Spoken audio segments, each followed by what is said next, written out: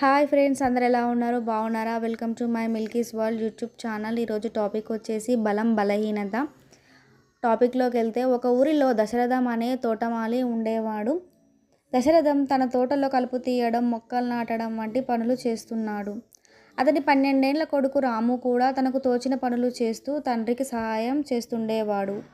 ఒకరోజు దశరథం తోటలో పనిచేస్తున్న రాము వైపు చూసి, రాము, నీ పక్కనున్న ఈ రాయిని తొలగించు, మనం అక్కడ ఒక మంచి చెట్టును నాటుదాం అని అన్నాడు. రాము వెంటనే ఆ రాయిని తొలగించేందుకు ప్రయత్నించాడు. కానీ అది అంగుళం కూడా కదలలేదు. నాన్న, ఈ రాయి చాలా బలంగా పాతుకుపోయి ఉంది, దీనిని తొలగించడం నా వల్ల కావట్లేదు అని గట్టిగా అరిచాడు రాము.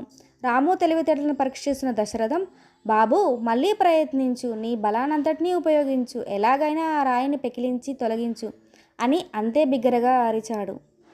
ఎంత బలంగా ప్రయత్నించినా ఆ రాయి కదలకపోవడంతో రాము ఇక భరించలేక బిగ్గరగా ఏడవడం మొదలుపెట్టాడు. రాముని సముదాయించేందుకు అతని వద్దకు వెళ్ళాడు దశరథం. నేను నీ బలానంతటినీ ఉపయోగించమని చెప్పానా లేదా అని ప్రశ్నించాడు దశరథం. ఏడుస్తూనే రాము, అవును నాన్న, కానీ నేను నా శక్తి మేరకు ప్రయత్నించాను, కానీ ఆ రాయి కనీసం కదలను కూడా లేదు అని చెప్పాడు. కానీ రాము, నీవు నన్ను మర్చిపోయావు నాన్న, నీవు నా సహాయం కోరవచ్చు కదా, నీకున్న బలంలో నన్ను కూడా ఒక బలంగా ఎందుకు అనుకోవు అని తండ్రి అనడంతో రాము కళ్ళు జిగేల్న మెరిసి ఏడుపు తనంతట అదే ఆగిపోయింది. తండ్రి సహాయంతో ఆ రాయిని సులభంగా పెకిలించిన రాము అక్కడ ఒక మంచి చక్కని మామిడి మొక్కను నాటాడు. ఈ స్టోరీ మీకు నచ్చితే like, share, subscribe friends. Bye bye.